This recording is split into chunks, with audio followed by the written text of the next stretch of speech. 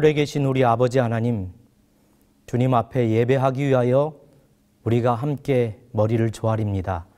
하늘의 은혜를 허락해 주옵시고 이 예배 시간을 통해서 이길 힘을 갖게 해 주시며 모두의 마음속에 회복해 주시고 치유해 주시옵소서. 예수님 이름으로 기도합니다.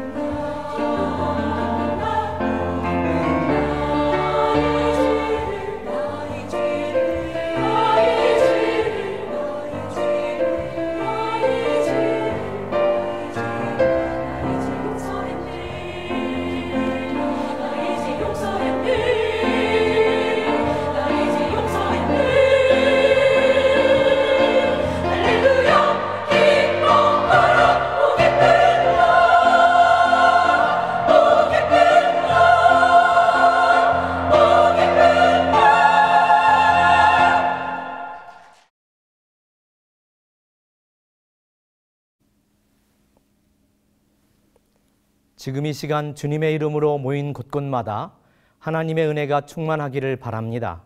마태복음 18장 20절에 예수님 말씀처럼 내 이름으로 모인 곳곳마다 나도 그들 중에 있겠다고 하신 섭리가 본 방송을 통하여 예배드리는 여기저기마다 함께하기를 기원합니다. 오늘의 말씀의 주제는 아무것도 할 수 없을 때도 주님은 일하십니다 입니다. 제가 아무것도 없을 때도 그러면 예배하는 분들은 주님은 일하십니다 하시겠습니다. 혹시 제가 제스처를 그렇게 한다 할지라도 성도들은 입술로 그렇게 표현하시면 좋겠습니다. 해보겠습니다. 아무것도 할 수 없을 때도 주님은 일하십니다. 하나님의 말씀 여호수아 2장 3500년 전에 기록된 본문 몇 구절을 읽겠습니다. 여호수아 2장 9절에 말하되 여호와께서 이 땅을 너희에게 주신 줄을 내가 아노라. 우리가 너희를 심히 두려워하고 이 땅 백성이 다 너희 앞에 간담이 녹나니 이는 너희가 애굽에서 나올 때에 여호와께서 너희 앞에서 홍해 물을 마르게 하신 일과 너희가 요단 저편에 있는 아모리 사람의 두 왕 시온과 옥에게 행한 일 곧 그들을 전멸시킨 일을 우리가 들었음이라. 우리가 곧 듣자 마음이 녹았고 너희의 연고로 사람이 정신을 잃었나니 너희 하나님 여호와는 상천하지의 하나님이시니라. 12절입니다. 청하노니 내가 너희를 선대하였은즉 너희도 내 아버지의 집을 선대하여 나의 부모와 남녀 형제와 무릇 그들에게 있는 모든 자를 살려주어 우리 생명을 죽는 데서 건져내기로 이제 여호와로 맹세하고 내게 진실한 표를 내라. 16절입니다. 라합이 그들에게 이르되 두렵건대 따르는 사람들이 너희를 만날까 하노니 너희는 산으로 가서 거기 사흘을 숨었다가 따르는 자들이 돌아간 후에 너희 길을 갈지니라. 21절입니다. 라합이 너희 말대로 할 것이라 하고 그들을 가게 하고 붉은 줄을 창문에 매니라. 지금 읽은 본문 안에는 2020년 2월에 수상한 아카데미 오스카상에 빛나는 기생충보다 훨씬 뛰어난 주연, 즉 하나님 다음에 등장하는 여우 주연상감인 기생 라합이 등장합니다. 이런 라합의 행적을 두고 바울과 야고보는 신약 성경에서 그녀의 신앙을 총평하듯이 격찬합니다. 아카데미 사계 부문 석권을 두고 세계가 표현한 본 감독의 기생충의 논평은 기생 라합의 그것과는 비교할 수도 없습니다. 히브리서 11장 31절입니다. 믿음으로 기생 라합은 정탐꾼을 평안히 영접하였으므로 순종치 아니하는 자와 함께 멸망치 아니하였도다. 잠깐 알아주는 인기상이 아니었습니다. 야고보서 2장 25절 현대인역은 이렇게 이야기합니다. 이와 같이 기생 라합도 이스라엘 정찰병을 숨겼다가 안전하게 보낸 그 일로 의롭다는 인정을 받았습니다. 의인으로 추대되었다는 말씀을 흔적으로 남깁니다. 우리는 여호수아가 쓰여진 1500년의 세월이 흐른 후 바울과 야고보 사도가 영감을 받아 남긴 이 기록에도 다시 읽어본 오늘의 본 성경절 3500년 전 일이나 2000년 전이 흐른 뒤에도 기록된 믿음의 노독으로 빛나는 특별 대상감으로 우리는 여전히 수용하는 것입니다. 대화의 시작은 호칭이라는 말이 있습니다. 호칭 속에는 상호 존재감이 있기 때문입니다. 그런데 라합을 부를 때 살몬의 아내 라합, 보아스 어머니 라합, 루세의 시어머니 라합, 예수님의 족보 속에 나오는 그 라합, 믿음의 전당에 오른 라합, 이러면 얼마나 좋을까요? 누군가는 그렇게 생각할 수 있을 것입니다. 그런데 라합이라는 기생의 집, 그렇게 시작한 성경의 오늘 본문 표현이 세월이 흐른 후에도 기생 라합이라고 불렸다고 해서 그녀의 믿음 있는 행동이 초라하게 느껴지지 않는 이유는 누가 그를, 아니 나를 뭐라고 부르든 내 중심을 보시는 하나님 의지하여 속사람이 강건하여 든든하면 흔들 일이 없기 때문이 아니겠냐는 것입니다. 라합이 그렇게 믿음의 반열에 오른 이유를 본문을 통하여 굳이 뽑자면 네 가지로 뽑고 싶습니다. 첫째로 본문 6절, 그녀에게 생활의 변화가 있었음을 조심스럽게 생각해 볼 수 있습니다. 라합은 그 지역 사회에서 기생이었습니다. 그는 무시를 당하는 사람이었습니다. 하지만 라합이 정탐꾼을 지붕에 벌려놓은 3대에 숨긴 것을 보면 라합이 생활에 변화가 있었던 것을 알 수 있습니다. 여기 3대는 옷을 만드는 중요한 섬유 자원으로 애굽과 팔레스틴 지역 근처에서 옛날부터 재배되었던 작물을 이야기합니다. 이것은 라합의 생활이 변하고 있음을 짐작해 볼 수 있는 용어이기도 합니다. 둘째로 9절에 라합은 구원의 소식을 들었습니다. 구원의 하나님께서 이스라엘 백성들을 반드시 복되게 하실 것을 알았습니다. 그런 라합이 여호와께서 이 땅을 너희에게 주신 줄을 내가 아노라 라고 고백을 했다고 성경은 말씀하고 있습니다. 믿음은 복음을 듣는 데서 시작합니다. 라합은 구원의 소식을 듣고 그렇게 마음에 새겼던 것입니다. 세 번째로 12절에 라합은 구원의 소식이 있었습니다. 라합은 이스라엘의 정탐꾼을 선대한 후에 내가 너희를 선대하였은즉 너희도 내 아버지의 집을 선대하여 나의 부모와 남녀 형제와 무릇 그들에게 있는 모든 자를 살려주어 우리 생명을 죽는 데서 건져내기로 이제 여호와로 맹세하고 내게 진실한 표를 내라고 요청합니다. 이 말 속에는 구원의 소망을 나타내는 증거를 포함하고 있기에 그렇습니다. 라합이 자신의 가족들의 안전을 간청했을 때 정탐꾼들은 그녀에게 구속의 상징 예수 그리스도를 표상하는 붉은 줄과 관련된 약속을 했던 것입니다. 네 번째로 11절에 라합은 구원의 능력을 믿었습니다. 라합은 출애굽한 이스라엘이 광야에서 지내왔던 역사적 사실을 기억하고 있었습니다.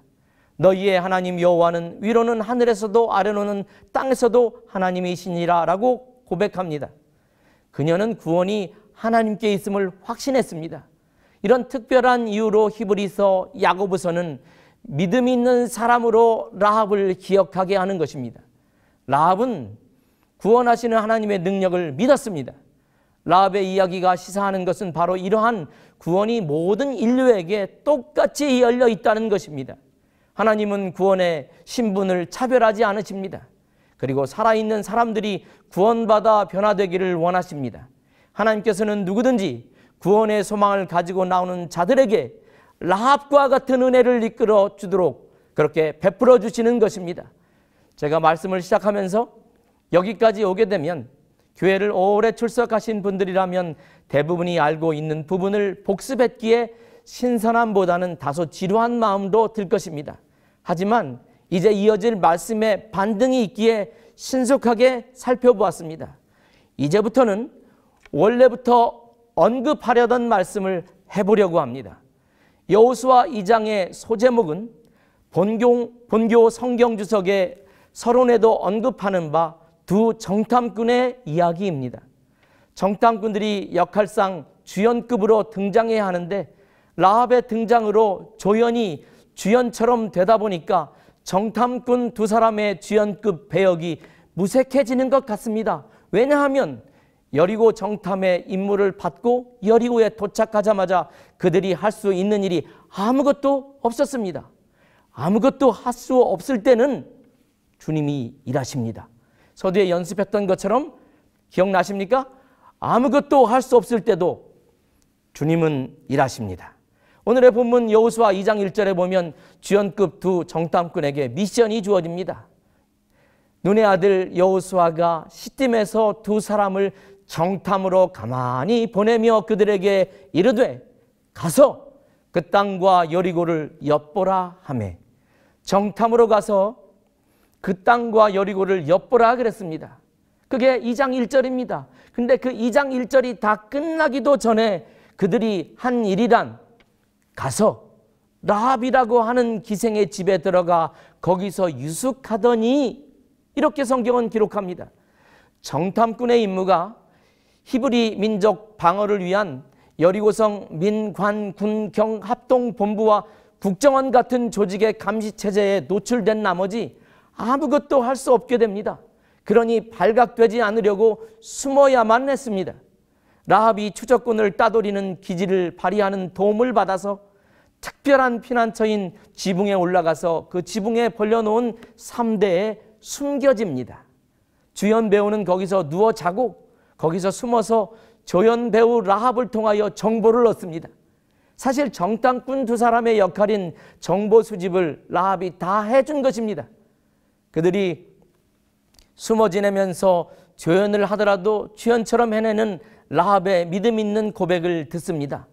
두 정탐꾼이 이야기하죠. 누설치 아니하면 여리고성이 함락되기 전에 자기들을 내달아낸 창에 붙은 이 붉은 줄을 내고 내 부모와 형제와 내 아비의 가족을 다 라합의 집에 모으면 구원을 받을 거라는 말만을 남기고 나서 라합이 그것도 준비해준 줄을 이용해서 성벽 아래로 급하게 도망칩니다. 그리고 이 두 사람은 지금까지도 그래왔지만 첩보 활동을 하나도 못한 채 미션을 하나도 못한 채 사흘 동안 산에서 숨어서 지냅니다. 그리고 산에서 내려와 강을 건너 무사히 살아가서는 지도자 여호수아에게 나아가 그 당한 모든 일을 보고합니다. 그들이 한 보고란 숨어서만 지냈기에 라합이 말한 11절을 중심으로 표현된 것을 요약 정리하여 들은 바를 그대로 보고합니다. 자기가 돌아가면서 정보를 수집한 것이 아니라 그저 라합이 이야기해 준 것을 정리해서 그냥 보고하는 것입니다. 여호와께서 그 온 땅을 우리 손에 붙이셨으므로 그 땅의 모든 거민이 우리 앞에서 간담이 녹더이다. 아니, 정탐해 오라고 특명을 주어서 보냈더니만 한 일이 뭡니까? 도망 다니고요, 숨고요, 허금하는 여인네 중에서 기생집에 들어가서는 그 여인네 집밥이나 축내고, 본문에서는 숨어 다니는 듯한 뉘앙스를 가진 동사만 해도 10개가 넘게 나옵니다. 일하라고 보냈더니 숨어 도망 다니는 일. 우리도 살다 보면 이런 일 겪으면 어떻게 하시겠습니까? 내 인생에서 이런 참담한 일이 있을까요? 요즘처럼 어디 잘 다니지도 못하고 사역지에 나가서 온통 도망 다닌 무용담밖에 없는 사역이 생긴다면 내가 어떤 표현으로 설 수 있을까요? 요나서를 읽다 보면 요나의 목회 현장이 참 초라합니다. 풍랑이는 배 같은 교회를 만나면 목사가 할 수 있는 일이란 싹 다 버리는 것밖에 없고요. 고래뱃속 같은 교회를 만나면 목사가 할 수 있는 일이란 기도밖에 할 게 없고요. 3일간 전도하라고 했더니만 하루면 다 돌면 끝나는 연약한 터전에 가서 일할 때가 있습니다. 목회자가 목회지에서 그런 일 만나면 무엇을 할 수 있을까요? 성도들께서 아무것도 뭘 할 수 없는 상황이 갑자기 찾아오면 어떻게 하시겠습니까? 아무것도 할 수 없을 때도 주님은 일하십니다. 2020년 1월 6일부터 10일 동안 제 임지인 한국연합회 어린이부는 5개협회 어린이부와 더불어 필리핀 1000명 선교사 본부에서 미션 트라이앵글의 기초가 되는 선교사 훈련을 해야 했습니다. 그래서 어린이들이 받는 훈련을 CMM, Children Missionary Movement에서 어린이 선교 사역, 그다음에 이쪽 측은 학생 선교 사역에서 아카데믹 미셔너리 무브먼트 사역이고, 그다음에 이제 성년이 되면 청명 선교사들이 1년을 하나님께 드리면서 이 삼각형을 이루는 미션 트라이앵글에 주초를 넣는 10일간의 매년마다 이루어지는 중요한 사역의 한 부분이 CMM, 어린이 선교사 훈련인 것입니다. 다른 해에는 한국연합회 내 5개 협회와 제주 직할에 어린 대원들이 함께 다 같이 모여서 그 훈련에 참여해야 하는데, 이번에는 동주환합회가 그 기간 안에 총회를 하였기 때문에 서중안, 영남, 충청, 호남 대원들이 한 주 먼저 교육을 받아야만 했습니다. 그렇게 한 주일을 다 교육도 받고 선교지에서 돌아온 그날 아침이 1월 12일 일요일 아침이었습니다. 그날은 동주환합회를 제외한 나머지 4개 합회가 선교 현장에서 선교사 체험을 하고 돌아왔기에 선교지 체험 보고와 함께 행복한 수료식을 마치고 이제 문화체험을 하기 위하여 나머지 4합회는 떠나가야 하고, 그 시간에 동주환합회는 인천에서 비행기를 타고 이곳으로 들어와야만 했습니다.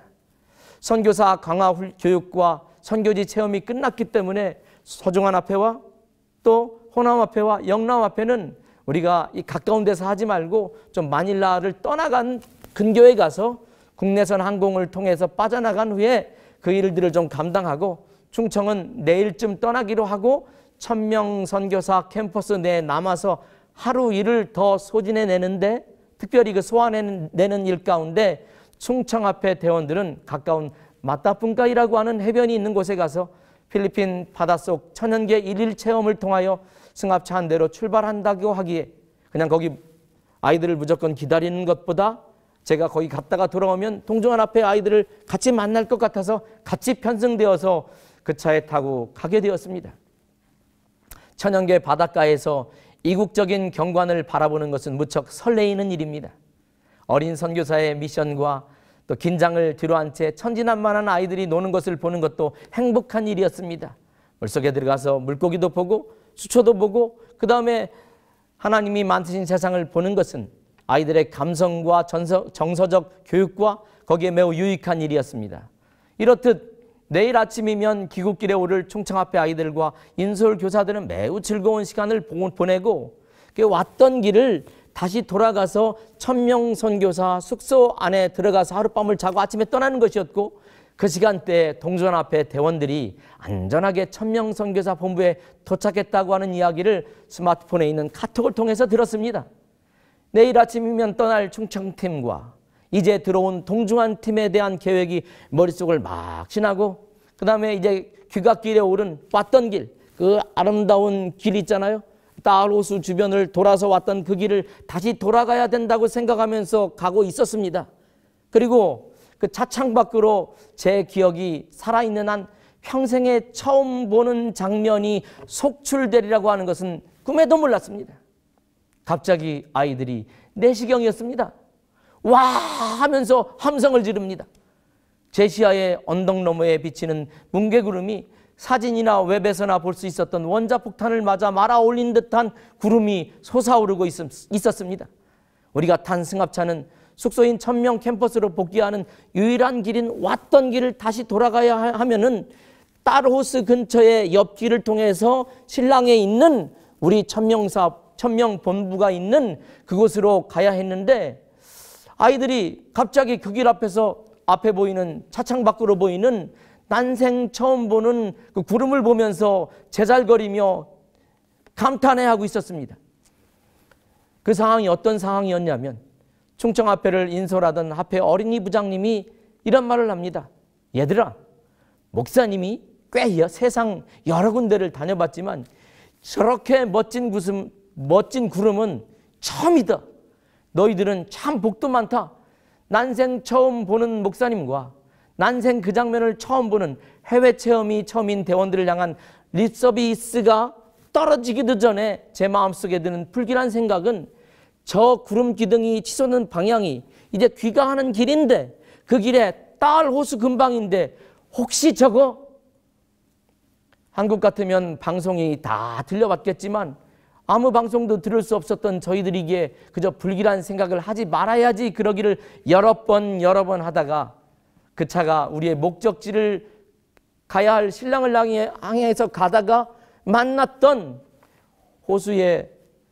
딸 호수에 따가이따이 근정에 접하니까 그 멋있다는 구름이 화산의 분화구가 막 터져서 치솟는 구름이라는 사실은 호수 입구까지 가서야 정확한 실체를 알 수 있게 되었습니다. 이때까지도 우리는 이 구름이 살아남기, 어린이들이 잘 읽는 살아남기 시리즈 책에서나 볼 수 있는 얼마나 무시무시한 재앙의 전조인지를 몰랐습니다. 하늘에서 짙은 검은 구름 속에서 백열등 속 필라멘트가 들어왔다 나갔다 하는 번개가 쉴 새 없이 몰아치고, 피난대열의 차량이 막혀서 조용하던 우리의 차량 위에 갑자기 필리핀 그 따뜻한 나라에서 한방눈 같은 것이 내리기 시작했습니다.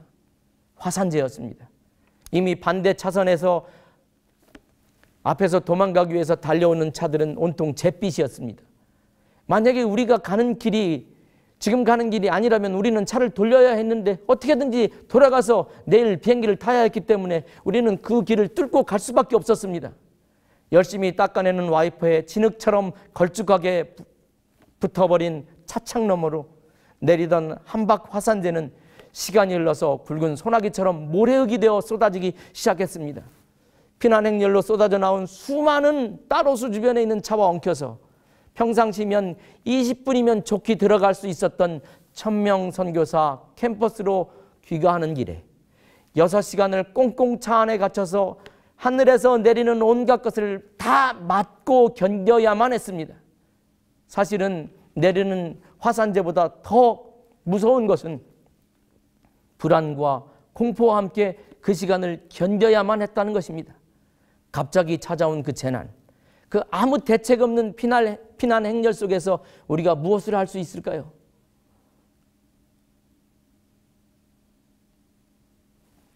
두 정탐꾼들이 가서 이 일을 저 일을 하겠다고 했는데, 막상 그들이 아무것도 할 수 없었던 일이 생겼을 때, 마치 거기 안에 있는 아이들, 목이 마른 아이, 굉장히 힘들어하는 아이, 그런 아이들 마음속에 어떤 어려움이 찾아왔을까? 그런데 하나님께서 우리 아이들의 마음속에, 그렇게 떨리는 아이들의 마음속에 갑자기 뒤에서 한 아이가 선교지 필리핀 현장에서 나눠 부르던 찬미를 부르기 시작했습니다. 언제나 우리 곁에 도와주시는 그 이름 JESUS 내 친구 예수님, 바르게 살며 행하라 가르치시는 주 예수님만 따르면 우린 행복해. 예수님을 만나보세요. 그분을 의지할 친구가 되세요. 예수님을 만나보세요. 그분은 특별한 친구가 되세요. 사랑의 예수님. 그러니 다들 하나가 되어 그 찬미를 부릅니다. 가장 어려운 순간에 파리 나무 십자가 합창 단원들보다 더 곱게 가슴에 펴져 새겨질 인생에서 가장 아름다운 노래가 아니었나 싶습니다. 아이들이 그 찬미를 부르는 동안 정전이 되었고 깜깜하지 않았으면 제가 남몰래 흐르는 눈물을 아이들이 봤을 것 같았습니다. 아무것도 할 수 없는 그 꽉 막힌 곳에서 여느 때 같으면 제잘갈거리며 지금쯤 좋아하는 저녁밥을 먹어야 할 그 시간을 훌쩍 넘긴 시간에 정전까지 된 암흑 속에서 아이들의 입가에 누가 뭐라고 할 것도 없이 함께 찬미를 부르고 있었던 것입니다. 그렇게 공항이 폐쇄되었다는 소식을 들어가며 저녁 9시가 돼서야 그곳의 일정인 천명선교사 본부에 왔고 밥도 다 뒤로 포기한 채 아이들을 재워야 했습니다. 연합회 부장이란 사람이 내가 이 저녁에 무엇을 할 수 있을까? 조용히 머리를 숙입니다. 여전히 내리는 흙비가 천명선교사 캠퍼스 건물의 함석 지붕 위로 쉴 수 없이 내리고 서정환합회 부장이 이른 아침에 마닐라 공항을 향해서 떠날 때 혹시 필요할지 모른다며 놓고 간 우산 3개를 펴서 들고 아이들을 어떻게든지 화산재로부터 맞추지 않기 위해서 그 아이들을 숙소에 무사히 데리고 갔습니다. 그리고 인솔교사와 간단한 미팅을 갖고 그 길고 긴 밤 천명선교사 원장님과 긴급 대책회의를 갖고 제 방으로 돌아오니 피로가 밀물처럼 몰려옵니다. 내가 염려함으로 뭘 한자나 더하게 할 수 있을까요?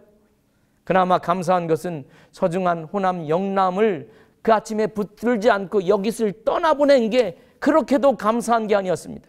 그들마저도 다 이 캠퍼스에 있었다면 천명선교사 캠퍼스 옆에 있는 영어센터에는 방학이 되어 들어와 있는 200여 명의 원생들과 현재 교육 중인 55기 천명선교사 그 대원들이 공항이 폐쇄되어 비행기가 안 된다는 여러 일들을 같이 보면서 저는 총체적인 재난 상황을 어떻게 풀어가야 할까 고민이 많이 되어 있는 모습은 마치 3대에 숨어 있어서 아무것도 할 수 없었던 모양새가 다를 바가 없었습니다.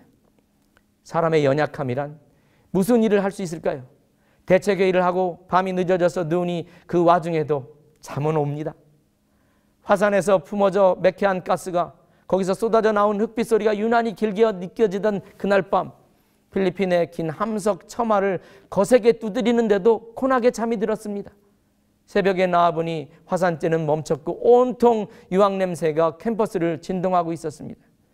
천명선교사 본부 캠퍼스는 온통 회색빛 그 자체가 덮고 있었습니다. 희망이라고는 찾아볼 수 없는 그 월요일 아침이 출국길에 오를 충청합회가 떠나는 날 다행히도 렌탈한 승합차가 공항으로 데려가야 될 그 승합차가 와 있었습니다. 얼마나 감사했는지. 당연한 것이 아닌 상황이 되다 보니까 왜 감사하고 왜 기뻐하고 왜 기도해야 하는지가 가슴에 새겨지는 순간이었습니다. 원래 충청합회 대원들이 그날 가까이 아이아스 국제 우리 재림교회 대학원도 들르고 남아태지에도 들려보고 우리 교단이 세계적으로 이렇게 크다는 걸 아이들에게 보여줘야 하는 그런 미션을 다 뒤로 한 채 화산재난 지역으로부터 60km 떨어져 있는 마닐라 국제공항으로 가서 신속히 마닐라를 벗어나라. 이게 제가 충청합회 어린이 부장에게 내린 철수 명령이었습니다. 아무것도 하지 말고 돌아가라. 공항이 열리기를 기도하며 그렇게 충청합회 대원들을 보냈습니다. 그 저녁 너무너무 감사하게도 활주로가 열려서 폐쇄되었던 그 몇 개 안 되는 활주로 안에서 그 비행기가 떠서 갔습니다. 천명선교사는 전재성 원장님의 지도하에서 교직원들과 얼마 전에 입소한 55기생들을 어떻게 하면 그래도 안전한 곳으로 소개하고 그리고 SDA 교육의 송울섭 원장은 신속히 마닐라로 여기 있는 사람들을 인솔하고 여러 가지 상황들을 지켜보고 같이 옆에서 겪고 있었습니다. 이제 남은 것은 어제 저녁에 들어와서 오늘부터 교육을 시작해야 할 동정원 앞에 어린 대원들과 인솔교사를 이끌어야 할 미션이 남은 것입니다. 그들은 10일 뒤에나 비행기를 탈 계획을 갖고 있었습니다. 그리고 지금은 비행기를 탈 수 없는 상황입니다. 재난을 당한 이국 멀리 외국인과 나그네에게 그들이 당장 그 근처를 떠날 수 있는 손발이 되어줄 승합차도 구할 수 없는 상황이었습니다. 그런데 감사하게도 아직 피난 가지 못한 아이아스에서 라합 같은 한 목사님이 달려와 가지고 연통을 넣어서 서로 알아본 다음에 벤택시 3대를 빌려 타고 나머지를 가지고 보내고, 저는 거기 있는 목사님 차와 함께 한 바퀴 돌고 마지막 나올 때 내가 남아서 과연 무엇을 할 수 있을까? 한꺼번에 귀국할 수 없어서 5명, 3명, 9명 이렇게 3일에 걸쳐서 마닐라의 숙소에서 비행기를 태우고 무사히 귀국시키는 일을 우선적으로 수행해야만 했습니다.